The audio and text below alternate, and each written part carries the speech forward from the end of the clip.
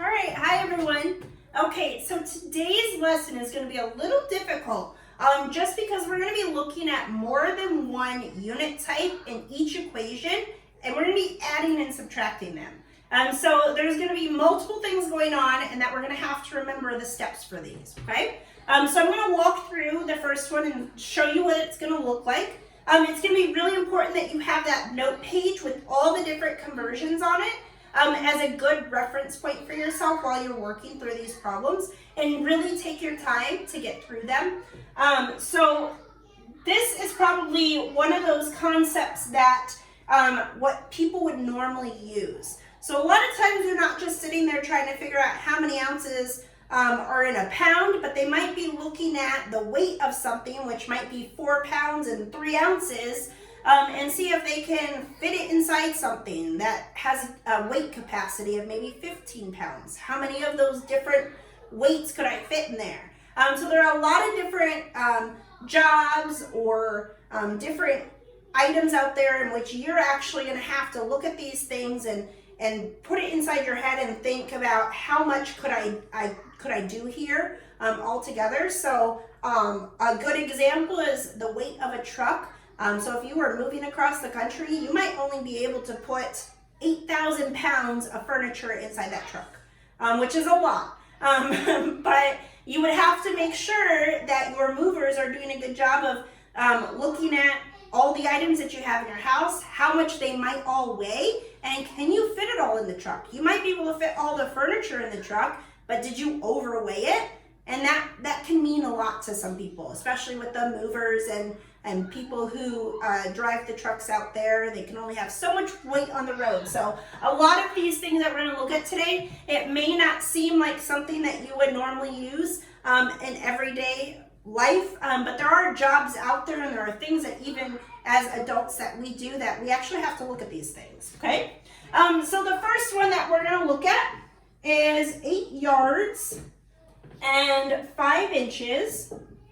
And we're going to add it together with 3 yards and 4 inches, okay? So the best example I could give you for each of these different types of measurements is maybe the distance that you have in your front yard, okay? So let's just say you have your driveway. On one side of your driveway, you have some grass, and on the other side of your driveway, you have some grass. And if you're looking at that edge of the grass that follows the sidewalk, maybe you want to figure out what's the distance of this side of the sidewalk and this side of the sidewalk where my driveway is, okay? In between my driveway, if I were to take my driveway out, how much do I have altogether, okay? So let's just use that as our example today, okay? So on one side of our driveway, we have 8 yards and 5 inches of grass going out. And on the other side, we have 3 yards and 4 inches of grass going the other way. So how much do we have all together? Okay, so we're going to add them together, which means we're going to start with our smallest unit and then move to our left, to our largest unit. So we're going to add like we normally do, moving right to left. So we're going to add our inches, and then we'll add our yards. After we add those together, we're going to double check and make sure that there's not anything in our smaller unit that we can take out and add to our larger unit, okay? So 5 plus 4 is 9, so we have 9 inches, and then 8 plus 3 is 11, so we have 11 yards. So this is the part where, no, we're not done yet. We just want to take a look and make sure that we don't have any more inches that could become yards. And I don't believe we do, because if you look at your conversion chart, there are 12 inches for every foot. And we only have 9 inches. So we don't even have enough to make a foot. And then, of course, yards is our largest unit. So this would be our answer. And we would say that the distance of our grass, or the distance of the sidewalks going off from the sides of our driveways, are 11 yards and 9 inches. Okay? So this is what we're going to be looking at today, a mixture of the two. All right, so the next one, I'm going to use subtraction, okay? All right, so we are going to subtract 3 quarts with 1 pint, and we're going to take 2 quarts and 1 pint away. Okay? So for this one, the best example I could give you is, let's just say we made some lemonade and we altogether made 3 quarts of 1 pint, and we are selling our lemonade on the corner, and we sold 2 quarts and 1 pint of lemonade. So we want to figure out how much lemonade we have left over after our sale. Okay? So we're going to start with our subtraction. So again, just like we do with addition, we're going to start with our smallest unit and then move towards the left, so we're going right to left. So we're going to take these away. We can take 1 from 1, which means we're left with 0. So we have no more pints left. And then we're going to look at our quart. So 3 minus 2 is 1. So we have 1 quart and 0 pints, okay? You can leave your answer like this. This is completely acceptable. But of course, we know if we have 0, there is nothing there. So it would be acceptable to just say you have 1 quart left. So after we sold our lemonade, we have 1 quart left to relax and drink ourselves. Okay? All right. That's subtracting it. So we're going to go back to adding, and this time we're going to use cups and fluid ounces. Okay? So we have 6 cups and 5 fluid ounces. And we're going to add 3 cups and 2 fluid ounces. All right, my example now, let's just say we have gone out to eat and we're at the soda machine and we're deciding between the 2 different sodas we want, but we're going to mix them together because we're fancy, okay? So we're going to have our Coke that we're going to mix, and we're going to mix it together with Dr. Pepper and make a Dr. Coke mix, okay? So let's just say we started filling up our cup. In the first one, we have 6 cups and 5 fluid ounces in there. And then our other mixture that we're adding to it, we have 3 cups and 2 fluid ounces. So we want to figure out how much did we just put in our cup. And is it even delicious? Okay? So we're going to look at our smallest unit and then move to the left again. So we're going to add our fluid ounces together. So 5 plus 2 is 7. So we have 7 fluid ounces, and then we're going to add our cups. So 6 plus 3 is 9. So we have 9 cups and 7 fluid ounces, but we want to make sure, do we have any more here that we could move there? So the question is, how many fluid ounces does make 1 cup? And 8 fluid ounces makes a cup. So we still don't have enough to make a cup.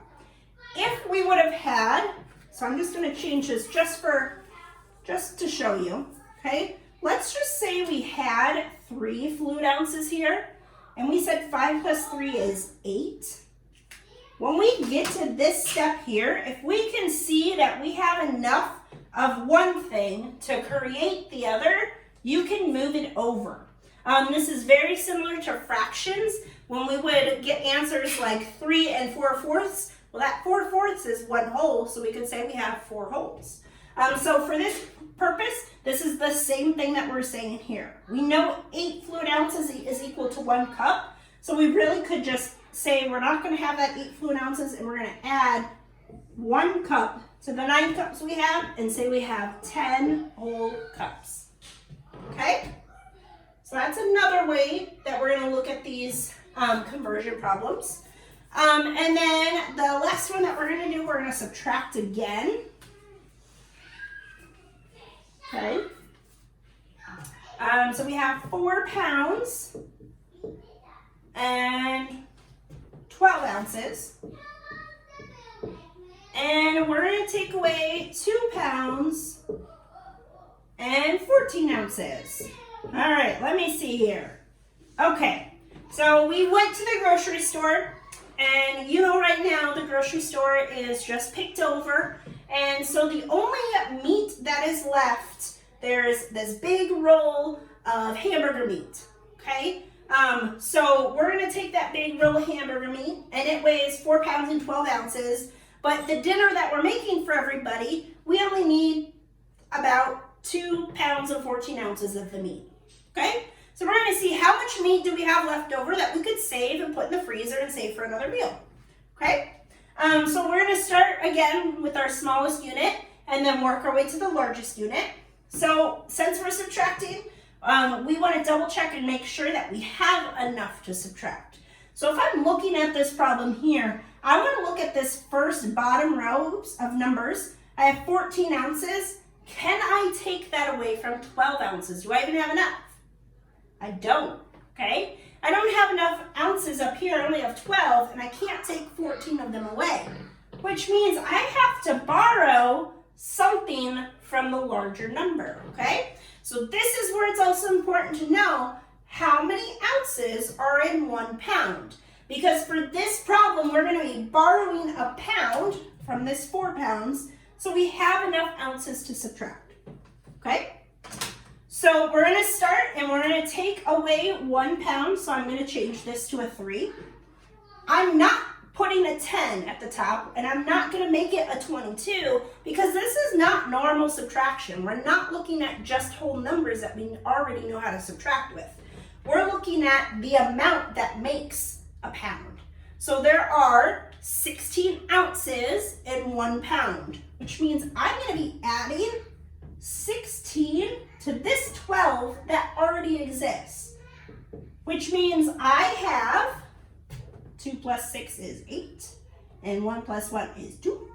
So I have 28 ounces now. Can I take 14 away from there? Yeah, okay? So now I'm really looking at 28 minus 14. Okay? So this is a simpler math problem that we can do because we can take 4 from 8, and we're left with 4, and then we can take 1 from 2, and we're left with 1. So we have 14 ounces left over, okay?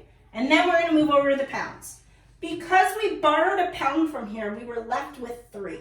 So then we're just going to subtract our 2 from our 3. And since 2 is less than 3, we can subtract that. So 3 minus 2 is 1 pound. Okay, so after we cooked our dinner, we used 2 pounds and 14 ounces for our meal. We're left with 1 pound and 14 ounces that we could seal up in a bag, stick it in the freezer, and save it for another meal in the future.